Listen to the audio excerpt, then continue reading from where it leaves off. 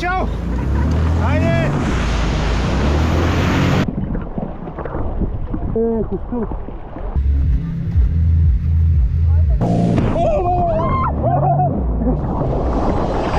Почваме.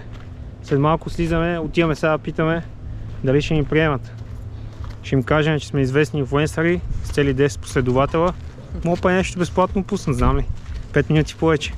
Едва ли, ама как се иде, то с толкова последователи. Кой ще вземе на сериозно? Въпреки, че в Сърбия един му казах, че съм известен ютубър и той почна да поздравява всички българи. Явно си е помислил, че наистина съм. Много яко тук. Оле, това е много яко. О, аз това съм го виждал някъде. Уин интернет имаш. Колко е яко. Леле, тук е страхотно за клипове, човек. Ей, там е на онова. На онова там снимка задължително, нали знаеш? Не знам, това. Някаква секси снимка. Мога да искат. Бански. Мога да искате 1 милион лева, защото тук всичко е скъпарско. Това с колелото бих се пуснал даже. Ето тук надолу. С едно коло ще стане много яко. Много готино тук, наистина. Аз като един голям инфлуенсър казвам си мнението. Мали, топа е. Айде, минавам тук. Камъни, нали ни трябва да е такива камъни бели? Даже има и песък, бе, едно сме си на морето. Виж колко бензин са издумкали. Не, там има още. Това е такова дето летило космоса. От това въздуха, да не е космоса. Много яко. Има доста неща за каране тук. Да видим на какво се качаме. Дошли сме за джет. Питахме тук що дали може да влеземе. Има свободен джет. След малко ще има, да не бе точно сега. Отиваме да слагаме банския. Ето, до всички шофери. Оставил съм место и за синята кола мине. Оставил съм и това БМВ и то да излезе. Сега ще дойде някой, ще запре тук някъде. Всички са софийски регистрации, както виждаме. И като видят моята, хоп, ще кажат това от Враца, то преба работата. Да, ако даже съм по водата до кръста, изобщо няма да се виждам нито, че съм дебел, нито, че са ми мръсни гащите. Такива съм намерил. Тук, представяте ли си какво има тук? Я. На Евраци ми мериш тук. Да отварям ли? Отваряй да видим какво има. Празно е, какво има? Нищо няма. Колко са ви казали по телефона? 160. 160. Че се прецакаме, чакай с по-малко. Те ще каже 90. 170. Сега така ще кажеш. 65 на 15. Той ви, защото звън, като не сте дошли на място и прави ми 10 лева на пак така промис. Екстра.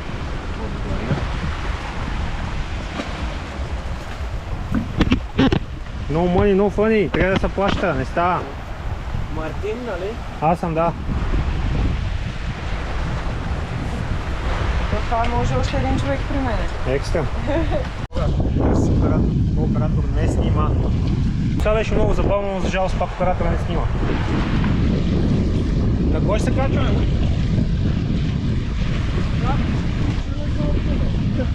Само на някоя шедетка, дано не е на някоя шедетка, която... Хайде са вътре ли?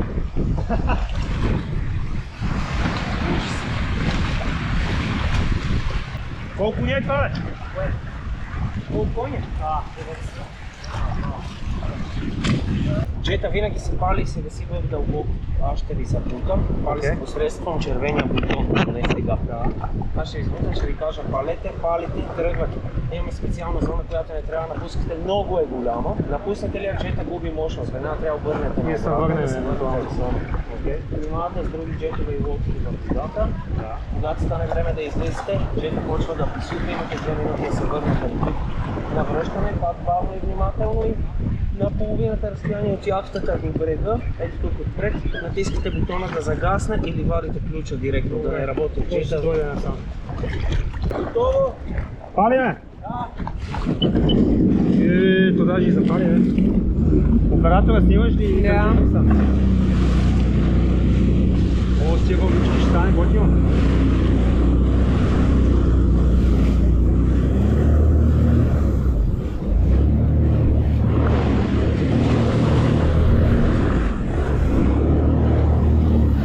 Тук явно не мога да дам газ, не мога да дам дъно, защото съм на дъно. Браво, вземе тръгне това изведнъж. Това му силата, лата е много слабо. Охо, аз такава машина. Дръж операторе.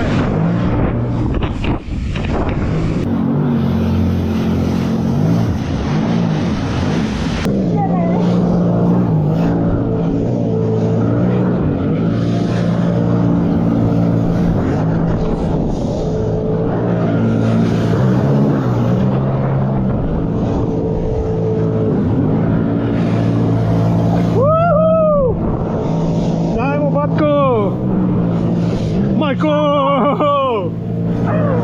Яко е!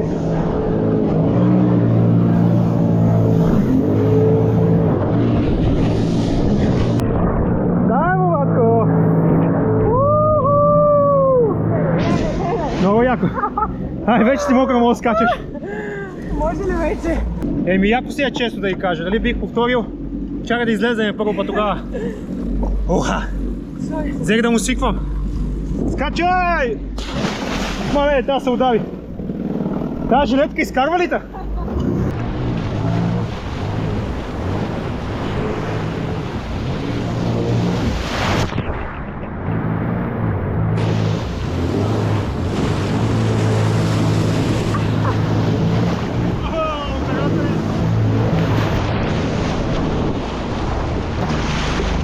Не бе, чакай! Ще остана без оператор. Аз казах ли ти да снимаш, да се научиш да снимаш? Който не може да снима, айде! Кажете къде да бъдем следващата седмица.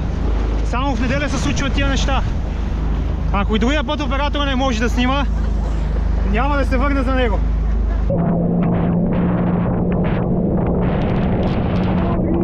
Само не завивай!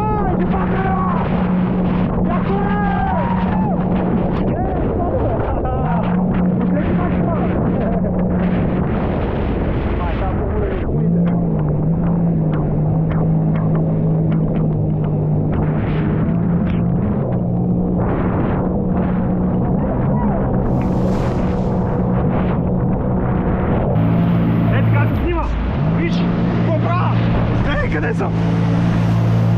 Срещу вълните, буквално.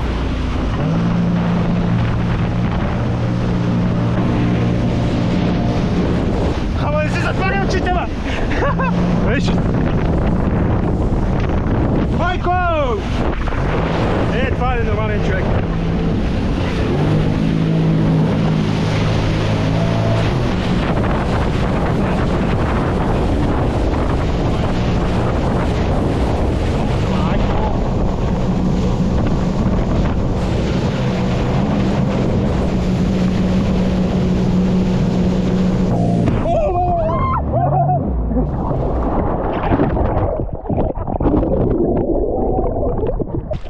Яко си е.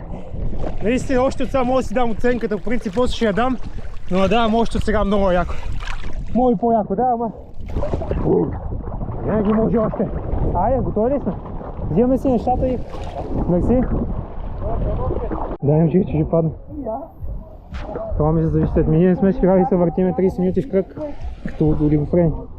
Не знам, че на пилна маци така издържате. Значи там знаеш, що го правят. Не ги мисля изобщо. Много яко беше. Нали? Трябва да имаш... Малко изпроствено беше. Я кажи какво каза за богатите. И сега разбирам защо защо са толкова щастливи богатите хора. Защо аз не разбрах? Защото падат от джета ли? Какво защото? Защото падат от джета. Не. Защото се забавляват и нямат за какво, нямат време да се карат, нямат време да мислят за глупости, защото парите ни правят. Искам да слушам повече. Еми, какво да кажем? Хората са много готини тук. Момчето, което там ни даде джета, беше много готин и той малко беше разсеян. Няма как да им го кажа, ако види това клипче да не ми се обижда, ама ще давам реални отзиви, мое мнение. Не казвам, че някой трябва да приема моето мнение, но решил съм да давам отзиви и ще ги давам безкомпромисно. Музичката си има, хавче, много приятно, даже и песък има, само верно сме на морето. Мръсната гадна разлика каква е? Тук, където си вземем напитки от заведението, че седаме, няма нито един на химия. Така, там отгоре, отзад,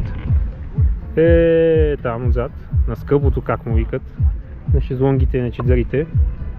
Това сигурно тук има 1 тон химия сега изпила. 100%. Метанчето направо като сутрин преди си измиеш зъбите, оп, 2-3 хапчен сега така е. Или направо с инжекцията. Тежко. Ужас. Много грозна гледка.